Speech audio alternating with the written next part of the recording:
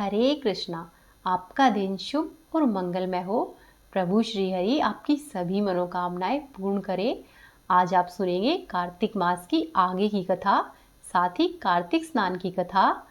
कल तक के अध्याय में आपने सुना था कि नारद मुनि ने राजा पृथु को बताया है कि कार्तिक के माह में किस जगह के जल से स्नान करने से हमें कितने पुण्य की प्राप्ति होती है। साथ ही नारद मुनि ने राजा पृथु को यह भी बताया था कि मनुष्य को किस प्रकार से अर्घ्य देना चाहिए और किस प्रकार से आचमन करना चाहिए।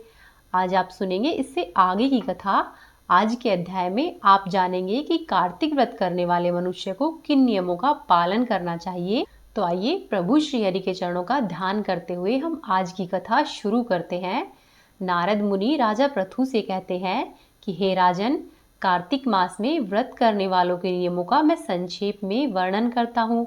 आप उनको ध्यान पूर्वक सुनिए। व्रत करने वाले को सब प्रकार के आमिष मांस, उड़द, राई, खटाई तथा नशीली वस्तुओं का त्याग कर देना चाहिए। व्रत करने वाले को दूसरों का अन्न ग्रहण नहीं करना चाहिए, किसी से द्वेष नहीं करना चाहिए और तीर्थ के अतिरिक्त अन्य किसी भी जगह की यात्रा नहीं करनी चाहिए। देवता, वेद, ब्राह्मण, गाय, व्रती, नारी, राजा तथा गुरुजनों की निंदा नहीं करनी चाहिए। व्रत करने वाले मनुष्य को दाल, तिल, पकवान व दान दिया हुआ भोजन ग्रहण नहीं करना चाहिए।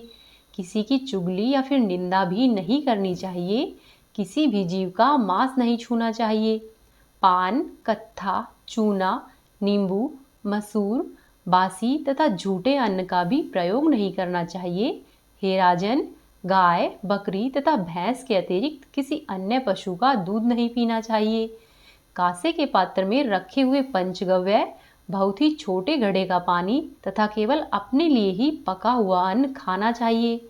कार्तिक के माह का व्रत करने वाले मनुष्य को सदैव ही ब्रह्मचर्य का पालन करना चाहिए। उस मनुष्य को धरती पर सोना चाहिए और दिन के चौथे पहर में केवल एक बार पत्तल में भोजन करना चाहिए। व्रत करने वाले मनुष्य को कार्तिक माह में केवल एक दिन यानी कि नरक चतुर्दशी के दिन, जिसे हम छोटी दिवाली भी कहते हैं, उसी दिन शरीर में तेल लगाना चाहिए। कार्तिक माह में व्रत करने वाले मनुष्य को सिंघाड़ा, प्याज, मट्ठा, गाजर, मूली, काशी फल, लौकी, तरबूज, इन वस्तुओं का प्रयोग बिल्कुल भी नहीं करना चाहिए। रजस्वला, चांडाल, पापी, मलेच्छ, पतित, व्रतहीन, ब्राह्मण द्रोही और नास्तिकों से बातचीत नहीं करनी चाहिए। भगवान विष्णु को प्रसन्न करने के लिए अपनी शक्ति के अनुसार चंद्रायण आदि का व्रत करना चाहिए और उपयुक्त नियमों का पालन करना चाहिए। व्रती को प्रतिपदा के दिन कुम्हड़ा, द्वितीया को कटहल, तृतीया को तरुणी स्त्री, चतुर्थी को मूली, पंचमी को बेल, षष्ठी को तरबूज, सप्तमी को आंवला, अष्टमी को नारियल, नवमी को मूली, दशमी को लौकी, एकादशी को परवल, द्वादशी को बेर, त्रयोदशी को मट्ठा, चतुर्दशी को गाजर तथा पूर्णिमा को शाक का प्रयोग नहीं करना चाहिए। रविवार को आंवले का प्रयोग नहीं करना चाहिए। कार्तिक माह में व्रत करने वाला मनुष्य यदि इन शाकों में से किसी शाक का सेवन करना चाहे तो पहले ब्राह्मण को देखकर फिर ग्रहण करे। यही विधान माघ माह के व्रत के लिए भी है। देवोत्थनी एकादशी में पहले कही गई विधि के अनुसार नृत्य, जागरण, गायन, वादन इत्यादि करना चाहिए। इसको विधि पूर्वक करने वाले मनुष्य को देखकर यमदूत ऐसे भाग जाते हैं जैसे सिंह की गर्जना से हाथी भाग जाते हैं। कार्तिक माह का व्रत सभी व्रतों में श्रेष्ठ है। इसके अतिरिक्त जितने भी व्रत एवं यज्ञ है वह 1000 की संख्या में किए जाने पर भी इनकी तुलना नहीं कर सकते, क्योंकि यज्ञ करने वाले मनुष्य को सीधे वैकुंठ की प्राप्ति होती है। जिस प्रकार राजा की रक्षा उसके अंगरक्षक करते हैं, उसी प्रकार कार्तिक माह का व्रत करने वालों की रक्षा भगवान विष्णु की आज्ञा से इंद्रादि देवता करते हैं। फिर आगे नारद मुनि कहते हैं कि हे राजन, कार्तिक माह का व्रत करने वाला मनुष्य जहाँ कहीं भी रहता है वहीं पर उसकी पूजा होती है, उसका यश फैलता है और उसके निवास स्थान पर भूत, पिशाच आदि कोई भी नहीं रह पाते। विधि पूर्वक कार्तिक माह का व्रत करने वाले मनुष्यों के पुण्यों का वर्णन करने में ब्रह्मा जी भी असमर्थ है। यह व्रत सभी प्रकार के पापों को नष्ट करने वाला, पुत्र पौत्र इत्यादि प्रदान करने वाला और धन व धान्य की वृद्धि करने वाला है। कार्तिक मास महात्म्य का 7वां अध्याय यहीं पर समाप्त होता है। अब आप सुनिए कार्तिक स्नान की कथा। एक नगर में एक ब्राह्मण दंपत्ति रहते थे। वे दोनों प्रतिदिन 7 कोस दूर गंगा जी में स्नान करने जाते। इतनी दूर आने और जाने से ब्राह्मण की पत्नी थक जाती थी। एक दिन उसने अपने पति से कहा कि यदि हमारा एक पुत्र होता तो कितना अच्छा रहता। पुत्र के बहू आती और जब हम लोग स्नान करके वापस घर पर आते तो हमें घर पर खाना बना बनाया मिलता और बहू घर का सारा काम भी कर देती।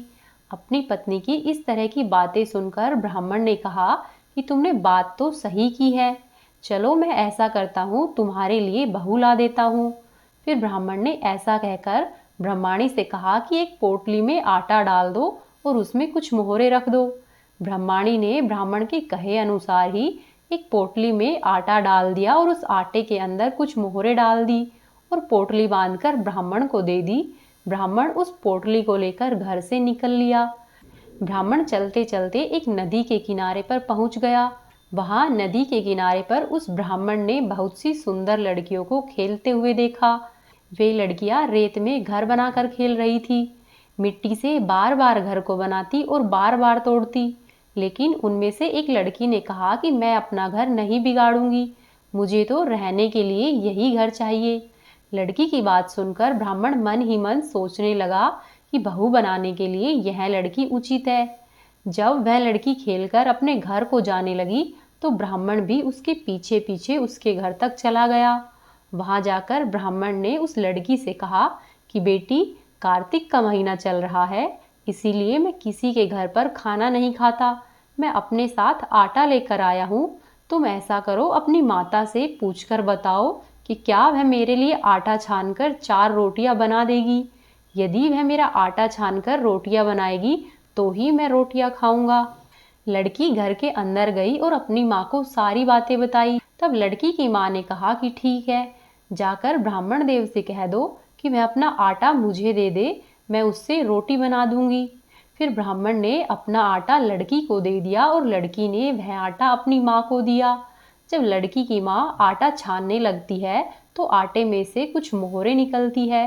वह सोचने लगी कि जिसके आटे में इतनी मोहरे है उसके घर में कितनी मोहरे होंगी। इस तरह से उसने खाना बना दिया। फिर जब ब्राह्मण खाना खाने बैठा तो लड़की की माँ ने उस ब्राह्मण से पूछा, क्या आपका कोई लड़का है और क्या आप उस लड़के की सगाई करने जा रहे हो। यह सुनकर ब्राह्मण ने कहा कि हाँ, मेरा लड़का तो काशी में पढ़ने गया हुआ है, लेकिन यदि तुम कहो तो खांड कटोरे से विवाह करके तेरी बेटी को अपने साथ ले जाऊं। तब लड़की की माँ ने कहा कि ठीक है ब्राह्मण देव। इस पर लड़की की माँ ने लड़की की खांड कटोरे से शादी करके ब्राह्मण के साथ भेज दिया। ब्राह्मण ने घर आकर कहा कि रामू की माँ, दरवाजा खोल, मैं तेरे लिए बहू लेकर आया हूँ। ब्राह्मण की पत्नी भीतर से ही बोली, हमारे तो कोई बेटा ही नहीं है तो बहू कहाँ से आएगी। दुनिया तो अब तक ताने मारती थी, लेकिन अब तो आप भी ताने मारने लगे हो। तब ब्राह्मण ने कहा कि तू दरवाजा तो खोल। जब ब्रह्माणी ने दरवाजा खोला तो अपने सामने बहू को खड़ी देखा। उसने बहू का स्वागत किया और आदर सत्कार के साथ अंदर लेकर आई। अब जब ब्राह्मण अपनी पत्नी के साथ नदी में स्नान करने जाता तो पीछे से बहू घर का सारा काम करके और खाना बनाकर तैयार रखती।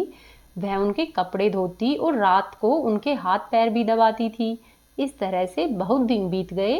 ब्रह्माणी ने अपनी बहू से कहा कि बहू, कभी भी चूल्हे की आग बुझने मत देना और मटके का पानी खत्म मत होने देना। परंतु एक दिन चूल्हे की आग बुझ गई। यह देखकर बहू घबरा गई और भागी भागी अपनी पड़ोसन के पास गई और कहने लगी कि बहन, मेरे चूल्हे की आग बुझ गई है, मुझे थोड़ी सी आग चाहिए। मेरे सास ससुर सुबह 5 बजे से ही गए हुए हैं, वह लोग थके हुए घर पर आएंगे, इसीलिए मुझे उनके लिए खाना बनाना है। यह सुनकर पड़ोसन ने कहा कि तू तो बावरी है, यह दोनों मिलकर तुझे पागल बना रहे हैं, इनके कोई पुत्र नहीं है, ये तो निसंतान है। तब बहू ने कहा कि नहीं बहन, ऐसा मत कहो, इनका बेटा तो बनारस काशी में पढ़ने के लिए गया हुआ है। इस पर पड़ोसन ने कहा कि यह तुझे झूठ बोलकर लाए हैं, मेरी बात सच है, इनके कोई बेटा नहीं है। अब बहू पड़ोसन की बातों में आ गई और कहने लगी कि बहन अब आप ही बताओ मैं क्या करूं। तब पड़ोसन ने कहा कि करना क्या है, जब तुम्हारे सास और ससुर आए तो जली हुई रोटियां उन्हें देना और बिना नमक की दाल बनाकर देना। खीर की कड़छी दाल में और दाल की कड़छी खीर में डाल देना। पड़ोसन ने उसे अच्छे से पढ़ा सिखा दिया। फिर जब रात को उसके सास ससुर घर पर आए तो बहू ने न तो उनका आदर सत्कार किया और ना ही उनके कपड़े धोए। जब उसके सास ससुर ने खाने के लिए कहा तो बहू ने जली हुई रोटियां लाकर दे दी। तो सास बोली कि बहू आज यह रोटियां जली हुई क्यों है और दाल भी बिना नमक की क्यों है। तब बहू ने पलटकर कहा कि एक दिन ऐसा खाना खा लोगे तो तुम्हारा कुछ बिगड़ नहीं जाएगा। सास और ससुर को खरी खोटी सुनाकर वह फिर से पड़ोसन के पास गई और बोली कि बहन अब बताओ मुझे आगे क्या करना है। तब पड़ोसन ने कहा कि अब तुम सातों कोठों की चाबी मांग लेना। अगले दिन बहू ने वैसा ही किया। अगले दिन जब ब्राह्मण और ब्राह्मणी गंगा स्नान के लिए जाने लगे तो बहू जिद पर अड़ गई कि मुझे तो सातों कोठों की चाबी चाहिए। तब ससुर ने कहा कि इसे चाबी दे दो और सास ने बहू को चाबी दे दी। सास ससुर के जाने के बाद जब बहू ने दरवाजे खोले तो देखा कि किसी में अन्न भरा पड़ा है, किसी में धन भरा हुआ है और किसी कोठे में बर्तन भरे हुए हैं। जब उसने सबसे ऊपर का सातवां कोठा खोला तो देखा कि शिव जी, पार्वती माता, गणेश जी, लक्ष्मी माता, पीपल पथवारी, कार्तिक के ठाकुर, राई दामोदर, तुलसी जी का बिडवा, गंगा जमुना और 33 करोड़ देवी देवता सभी वहां पर विराजमान है। वहीं पर एक लड़का चंदन की चौकी पर बैठा हुआ है और माला से जाप कर रहा है। यह सब देखकर उसने लड़के से पूछा कि तुम कौन हो। तब लड़का बोला कि मैं तुम्हारा पति हूँ और अभी दरवाजा बंद कर दो, जब मेरे माता पिता आएंगे तभी दरवाजा खोलना। यह सब देखकर बहू बहुत खुश हो गई और 16 श्रृंगार करके सुंदर वस्त्र पहनकर अपने सास ससुर के वापस घर पर आने का इंतजार करने लगी। उसने अपने सास और ससुर के लिए अच्छे अच्छे पकवान बनाए। फिर जब शाम को उसके सास और ससुर घर पर आए तो बहू ने उनका खूब आदर सत्कार किया और प्रेम पूर्वक उन्हें खाना खिलाया और हाथ पैर दबाने लगी। पैर दबाते दबाते बहू ने कहा कि माँ आप इतनी दूर गंगा यमुना स्नान के लिए जाती हो तो आप थक जाती हो, इसीलिए आप अपने घर पर ही स्नान क्यों नहीं करती हो। यह सुनकर सास कहने लगी कि बेटी गंगा जमुना घर पर तो नहीं बहती है। तब उसने कहा कि हाँ माँ जी घर पर ही बहती है, चलो मैं आपको दिखाती हूँ।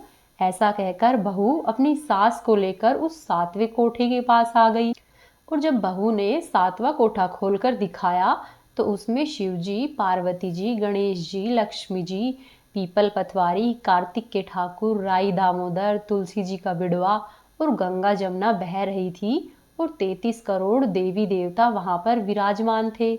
और वहीं एक चौकी पर एक लड़का बैठा हुआ माला जाप कर रहा था।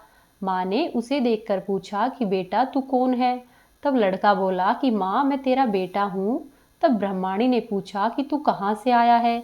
लड़के ने जवाब दिया कि मुझे कार्तिक देव ने भेजा है। तब माँ ने कहा कि बेटा यह संसार कैसे मानेगा कि तू मेरा बेटा है। फिर माँ ने कुछ विद्वान पंडितों से मदद मांगी। इस पर पंडितों ने कहा कि ऐसा करो, एक तरफ तुम्हारे बेटे बहू खड़े हो जाएंगे और दूसरी तरफ माँ खड़ी हो जाएगी। माँ ने चमड़े की अंगिया पहनी हुई हो और छाती में से दूध की धार निकलकर बेटे की दाढ़ी मूछ भीगे और पवन पानी से गठजोड़ा बंधे, तभी मानेंगे कि यह इसी माँ का बेटा है। उसने ऐसा ही किया। चमड़े की अंगिया फट गई और छाती में से दूध की धार निकलकर बेटे की दाढ़ी और मूछ को भिगो गई। पवन पानी से बेटे और बहू का गठजोड़ा बंध गया। यह सब देखकर ब्राह्मण और उसकी पत्नी का खुशी का ठिकाना नहीं रहा। साथ ही सब लोगों ने भी मान लिया कि यह ही बुढ़िया का बेटा है। तब से ब्राह्मण ब्राह्मणी और उनके बेटे बहू खुशी खुशी सुखपूर्वक रहने लगे। हे कार्तिक के ठाकुर, जैसे ब्राह्मण और ब्राह्मणी को बेटे बहू दिए हैं वैसे ही सबको देना। इस कहानी को कहने वाले, सुनने वाले और होंकार भरने वाले सब पर अपनी कृपा बनाकर रखना। बोलो कार्तिक के ठाकुर की जय, राई दामोदर की जय। अब आप सुनिए श्री तुलसी चालीसा का पाठ। श्री तुलसी महारानी करूं विनय सिर नाय, जो मम हो संकट विकट दीजे मात नशाय। नमो नमो तुलसी महारानी, महिमा अमित न जाय बखानी। दियो विष्णु तुमको सम्माना, जग में छायो सुयस महाना। विष्णु प्रिया जय जयति भवानी, तीहु लोक की हो सुख खानी। भगवत पूजा कर जो कोई, बिना तुम्हारे सफल नहीं होई। जिन घर तव नहीं होए निवासा, उस पर करे विष्णु नहीं वासा। करे सदा जो तव नित सुमरिन, तेहि के काज होए सब पूरण। कार्तिक मास महात्म तुम्हारा, ताको जानत सब संसारा। तव पूजन जो करे कुआरी, पावे सुंदर वर सुकुमारी। कर जो पूजन नित प्रति नारी, सुख संपत्ति से होए सुखारी। वृद्धा नारी करे जो पूजन, मिले भक्ति होवे पुलकित मन। श्रद्धा से पूजे जो कोई, भवनिधि से तर जावे सोई। कथा भागवत यज्ञ करावे, तुम बिन नहीं सफलता पावे। छायो तब प्रताप जग भारी, ध्यावत तुम ही सकल चितधारी। तुम्ही मात यंत्रण तंत्रण, सकल काज सिद्धि होवे क्षण में। औषधि रूप आप हो माता, सब जग में तव यश विख्याता। देव ऋषि मुनि ओ तपधारी, करत सदा तव जय जयकारी। वेद पुराणन तव यश गाया, महिमा अगम पार नहीं पाया। नमो नमो जय जय सुख कारिणी, नमो नमो जय जय दुख निवारिणी। नमो नमो सुख संपत्ति देनी, नमो नमो अघ काटन छेनी। नमो नमो भक्तन दुख हरणी, नमो नमो दुष्टन मद छेनी। नमो नमो भव पार उतारिणी, नमो नमो परलोक सुधारिणी। नमो नमो निज भक्त उभारिणी, नमो नमो जन काज संवारिणी। नमो नमो जय कुमति नशावनी, नमो नमो सुख उपजावनी। जयति जयति जय तुलसी माई, ध्याऊ तुमको शीस नवाई। निज जन जानी मोहि अपनाओ, बिगड़े कारज आप बनाओ। करु विनय मैं मात तुम्हारी, पूर्ण आशा करऊ हमारी। शरण चरण कर जोरी मनाऊं, निस दिन तेरे ही गुण गाऊं। करऊं मात यह अब मोह पर दाया, निर्मल होए सकल मम काया। मांगू मात यह वर दीजे, सकल मनोरथ पूर्ण कीजे। जानु नाही कुछ नेम अचारा, क्षमऊ मात अपराध हमारा। 12 मास करे जो पूजा, तासम जग में और न दूजा। प्रथम ही गंगा जल मंगवावे, फिर सुंदर स्नान करावे। चंदन अक्षत पुष्प चढ़ावे, धूप दीप नैवेद्य लगावे। करे आचमन गंगा जल से, ध्यान करे हृदय निर्मल से। पाठ करे फिर चालीसा की, स्तुति करे माँ तुलसा की। यह विधि पूजा करे हमेशा, तन नहीं ताके रहे कलेशा। करे मास कार्तिक का साधन, सो नित पवित्र सिद्ध हुई जाही। है यह कथा महासुखदाई, पढ़े सुने सो भव तर जाई। तुलसी मैया तुम कल्याणी, तुम्हारी महिमा सब जग जानी। हम माता तुझ नित नित धाते, गा गा कर माँ तुझे रिझाते। यह श्री तुलसी चालीसा पाठ जो गावे, मन वांछित फल वो ही पावे। प्रेम से बोलिए तुलसी मैया की जय। अब आप सुनिए तुलसी माता की आरती। तुलसी महारानी नमो नमो, हरि की पटरानी नमो नमो। तुलसी महारानी नमो नमो, हरि की पटरानी नमो नमो। धन तुलसी पूर्ण तप कीनो, शालिग्राम बनी पटरानी। जाके पत्र मंजरी कोमल, श्रीपति कमल चरण लपटानी। तुलसी महारानी नमो नमो, हरि की पटरानी नमो नमो। धूप दीप नैवेद्य आरती, पुष्पन की वर्षा बरसानी। 56 भोग 3600 व्यंजन, बिन तुलसी हरि एक न मानी। तुलसी महारानी नमो नमो, हरि की पटरानी नमो नमो। सब सखी मैया तेरा यश गावे, भक्ति दान दीजे महारानी। तुलसी महारानी नमो नमो, हरि की पटरानी नमो नमो। तुलसी महारानी नमो नमो, हरि की पटरानी नमो नमो।